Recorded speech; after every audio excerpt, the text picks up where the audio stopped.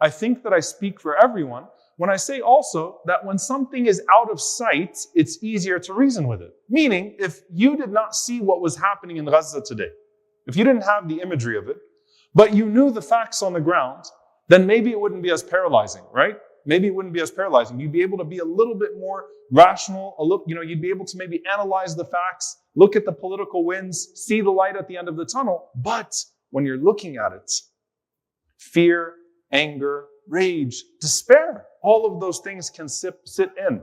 And there could be a fear that there won't be victory for the community and that the individual will not be paid back in the way that they should be paid back. This was never more apparent than in Uhud. And I want to take you through some of those scenes in Uhud, because wallahi, this hadith I thought of in particular. Anas ibn Malik radiallahu ta'ala anhu describes his uncle Anas ibn Nadr radiallahu ta'ala anhu, who ran towards the battlefield on the day of Uhud. And he saw Sa'd ibn Mu'adh fleeing or leaving the battlefield, and he said, Ayna ya Sa'd, inni ajidu riha al-jannah. Where are you going, O Sa'd? I can smell Jannah coming from Uhud. فَمَضَى فَقُتِلَ. And he dove into the battlefield, radiyallahu ta'ala anhu, and he was killed. Now look at the rest of the hadith. Subhanallah. Because it gives you perspective. He said, فَمَا عُرِفَ حَتَّى عَرَفَتْهُ أُخْتُهُ بِشَامَةٍ أَوْ بِبَنَانِهِ. When they were trying to identify the bodies of the people of Uhud, they couldn't figure out who this was because of how badly he was murdered, because of how badly his body was desecrated, until his sister was able to identify him by his fingertips or by a mole on his body. SubhanAllah. Think about that. So when you see the scenes of unidentifiable human beings, the Sahaba lived this. Rasulullah ﷺ lived this with his companions, where people were completely desecrated top to bottom, where nothing was apparent of who they were, to where you'd have to look at the fingertips and find someone who was most intimate with that person to be able to tell who this person is. In the same moment, they go around and there's a hikmah from the Prophet ﷺ, which is the Prophet ﷺ was trying to stop some of the loved ones from seeing their family members in that state. It's also hikmah. It's also wisdom and it's also mercy. Jabir ibn Abdullah radiyallahu ta'ala anhu, who says, جِيَ بِأَبِي يَوْمَ أُحُدٍ وَقَدْ مُثِّلَ بِهِ. My father was brought forth on the day of Uhud and his body was made an example of. They chopped off, they cut off his nose, they poked his eyes, they did things to his face, radiyallahu ta'ala anhu, but they wiped him, right? He was one of the chiefs of Medina. فَنَهَانِي قَوْمِي. And my people stopped me, as they should, right? To not go and see my father in that state, because what good is going to come out of seeing your father in that state?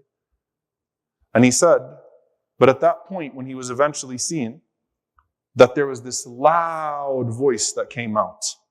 A woman shouted. And it was his sister or his daughter. His sister or his daughter. The Prophet ﷺ asked, who is that? And he said, it's his sister or his daughter. The Prophet ﷺ responded. He said, فَلَا تَبْكِي مَا زَالَتِ الْمَلَائِكَةُ تُظِلُّهُ بِأَجْنِحَتِهَا حَتَّى رُفِعَ. So I swear by Allah that the angels have shaded him with their wings until he was raised up. Is the Prophet ﷺ just giving generic advice? Is he just, throwing something out there that might land with her? Is the Prophet ﷺ speaking again to the root of the problem? You see what you see. You see a body that is missing some of its natural parts. I see an extension that Allah subhanahu wa ta'ala has given to it. You see Ja'far without arms. I see him with the wings flying around Jannah. You see your father laying on the ground, the blood flowing and seeping into the ground, barely recognizable. I see a man that is ascending to the heavens with the angels shading him. How do we deal with this, dear brothers and sisters? SubhanAllah, there is a divine scheme and there is a wisdom to how we approach the divine scheme. And it comes down to two things: time and value. وَالْآخِرَةُ خَيْرٌ وَأَبْقَى. The hereafter is better and everlasting. Time and value.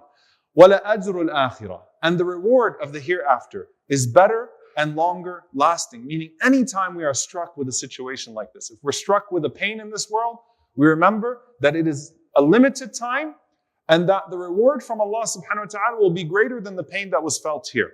When we face some sort of a worldly trial, we remember how temporary it is.